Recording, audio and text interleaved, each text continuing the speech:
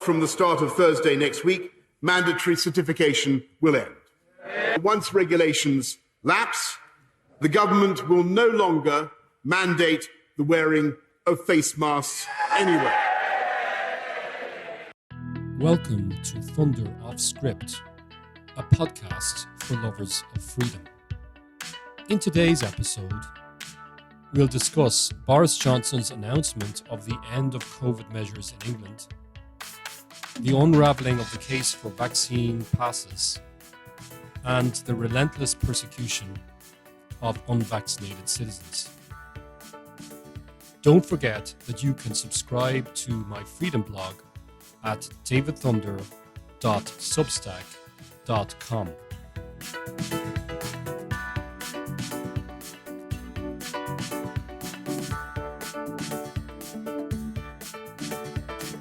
Today is Wednesday, 19th of January 2022.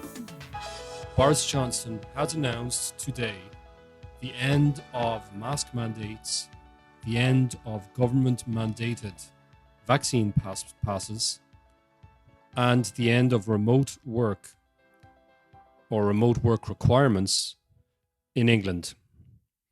Let's have a listen. From the start of Thursday next week, mandatory certification will end. The government is no longer asking people to work from home. And people should now speak to their employers about arrangements for returning to the office. And having looked at the data carefully, the Cabinet concluded that once regulations lapse, the government will no longer mandate the wearing of face masks anywhere. Mr. Speaker, from tomorrow, we will no longer require face masks in classrooms. In the country at large, we will continue to suggest the use of face coverings in enclosed or crowded spaces, particularly when you come into contact with people you don't normally meet. But we will trust the judgment of the British people and no longer criminalise anyone who chooses not to wear one. The timing of this announcement, just in the middle of the so-called Partygate scandal, is hardly coincidental. It would be reasonable to infer that Boris Johnson has made this announcement to distract attention from the political pressure he's coming under because of his social activities during the British lockdowns. Having said that, in the end of the day, the facts are the facts. He has announced the end of COVID measures, and as far as I'm concerned, I don't really care that much about the motives behind this announcement. I think the decision is something to celebrate. And I think this decision is very significant because it is the United Kingdom is one of the world's largest economies and was also a country that committed itself to quite a severe lockdown during the pandemic. So the fact that, even if it's not the whole of the United Kingdom that's coming out of this, the fact that England, under the leadership of the British Prime Minister, is finally pulling out of these measures, is finally leaving behind the draconian COVID regime, is something worth celebrating. And I think it's something that will send a strong signal to other countries, particularly in Europe. And we can only hope that other countries will take notice of this decision and will also notice that it doesn't spell the end, we'll also notice that it's not a decision that's in any way catastrophic. It's not a decision that will cause any significant harm to their health service. We've already seen the data shows that Omicron is already past its peak in the United Kingdom in terms of case numbers and hospitalizations. So this was a good decision, and my only regret is that it came very, very late in the day, because these lockdowns were not supported by scientific evidence. There is no good scientific evidence to show that these lockdowns had a positive impact on public health. But as they say, better late than never. So I definitely welcome this decision. Now, the English are free from the vaccine pass, it seems. And that is wonderful. And to be honest, I'm envious of them because the vaccine pass remains in place in many other countries, including Ireland, France, Spain, many parts of Spain, and of course the United States and Canada, at least many parts of the United States and Canada. So why are these vaccine passes still in place, given that we are now seeing with Omicron that the vaccine provides very limited protection against infections? Let's concede that the vaccine does indeed provide some protection against severe disease. Nonetheless, it's clear by now, and I think there's a growing consensus in the scientific community, that these vaccines are not really able to stop Omicron transmission. They have a very limited impact on transmission. And whatever impact they might have initially very quickly diminishes. Within the space of 3 to 5 months, it pretty much disappears. And this is borne out by some other data. For example, the UK Health Security Agency analyzes test results, COVID test results, and its data is now showing that everyone within the age categories between 18 and 69, all of those cohorts, are showing that positivity rates among vaccinated citizens are double the rate of positivity rates among unvaccinated citizens. So I'll just repeat that.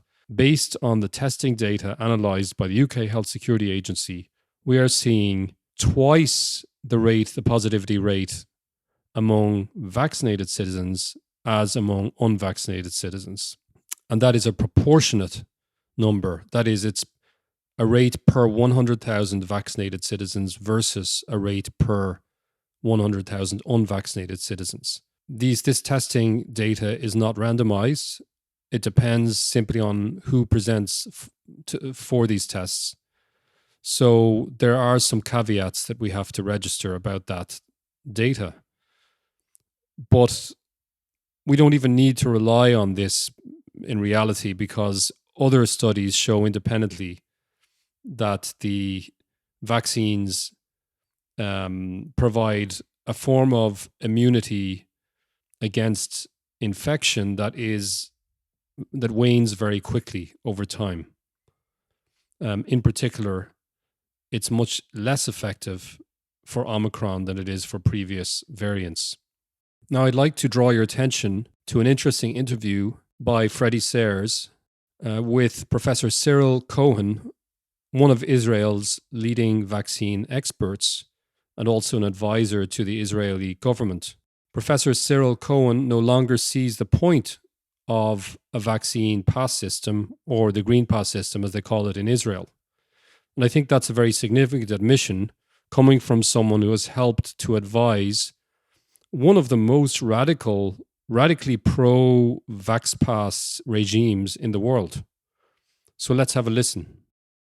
What we believe is that vaccines can prevent transmission perhaps shortly after administered, but not over a long period of time. And therefore, yes, we were surprised to discover at the end of the day that no, the vaccines are not protecting us. They are not causing what we call sterilizing immunity.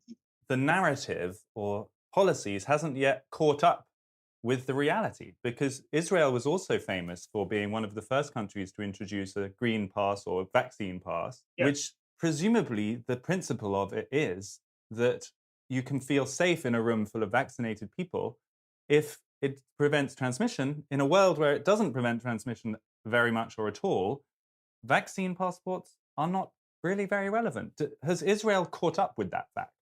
Oh, yeah, definitely. It's not only myself saying that in the medias, for the past few months, but, other people, especially with the Omicron, where we don't see virtually any difference. There's a very narrow gap between people vaccinated and non-vaccinated. Both can get infected with the virus more or less at the same pace. Are you now of the view that vaccine passports should be got rid of, phased out, because they're no longer relevant in the Omicron era? I tend to think so. I'd like to conclude this podcast now by considering the persecution of citizens who have declined a COVID vaccine.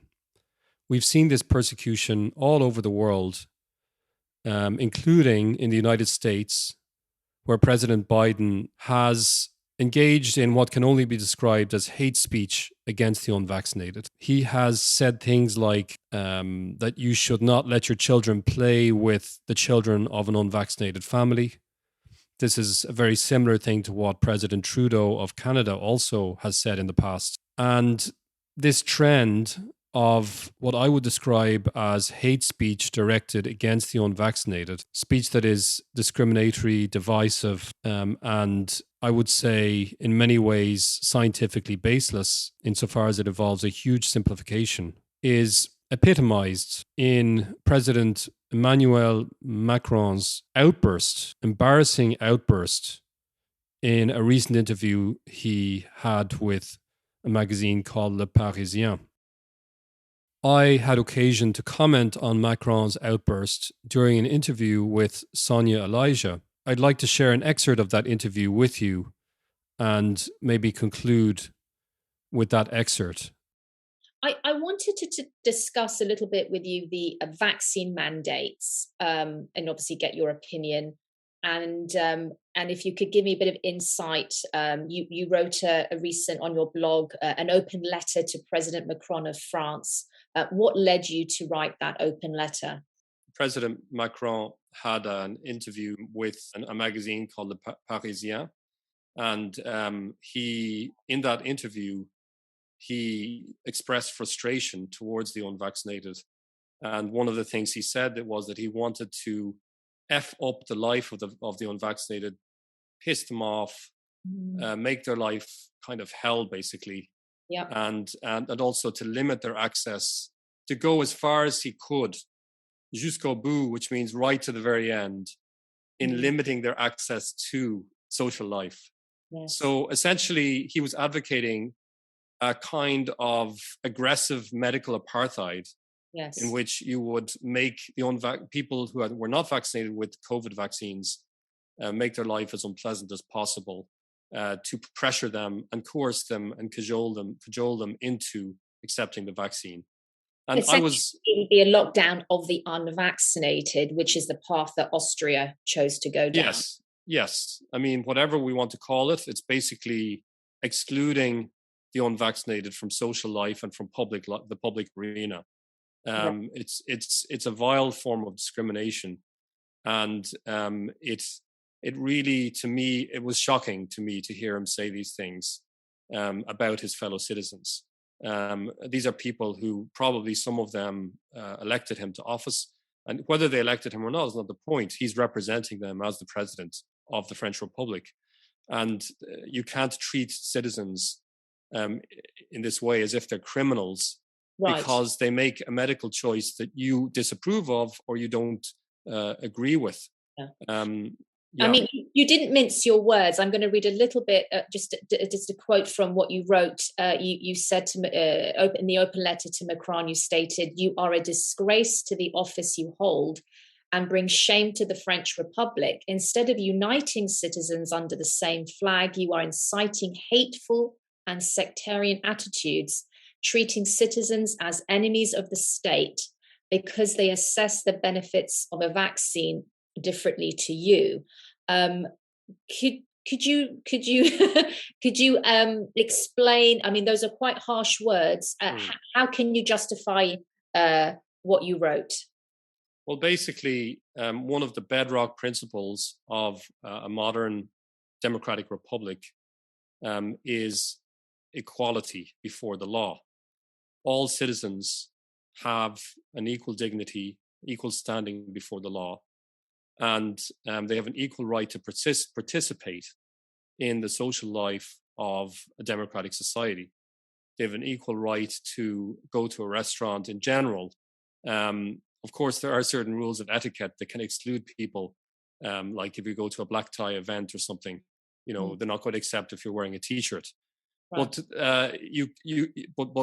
But it is fundamental to a democratic society that we don't actively exclude people from social life because of their private health choices, because of the way they manage their own health choices, and according to their own criteria and their own prudent and informed judgment. And what Macron has done is essentially he's advocated for a form of collectivism that is completely against the ethos of liberal democracy. Right. Collectivism, by collectivism, I basically mean that someone on the top mandates for everyone how they should live their life, what health choices they should make, which medications they should take even. To me, this is so anathema to what any modern democracy represents, to the values of a democracy, representative democracy, constitutional democracy, that I do believe it brings shame on the French Republic that their leader would advocate these kinds of draconian measures. And it's the thin edge of a wedge, because once you start to essentially downgrade the citizenship of a certain group of citizens, if you treat them as third-class citizens, second-class citizens, what you do is you introduce a really dangerous precedent. Yes. And today it might be for their vaccination status. Tomorrow it might be because they're obese and therefore they're more of a burden on the health system. The next day it might be because in their social media they said something that wasn't politically correct. Therefore they're stripped of their citizenship effectively. It's a really dangerous and dark path that he's taking the French down in these statements. A really basic principle as well concerning public health, which we've respected up to now, is that health decisions are actually very personal matters, not just because we respect people's liberty, but because health is something that varies across different people. People have different health conditions. Yes. And so it's a very intimate choice that has to be adapted to your individual condition. Yes. So just as an example, who are the people who actually end up in hospital with COVID? The vast majority are people who have underlying health problems. And according to a recent study posted on the CDC website, for example, 94.9% of all COVID hospitalizations across a group of about 500,000 that they studied were people who had at least one underlying health problem. And so a young person, a young person with no serious health condition is extremely, extremely unlikely to end up in a hospital with COVID-19. And it's just so disingenuous to suggest that, for example, a 35 or 40-year-old with no serious health condition who is unvaccinated is a burden on the health system.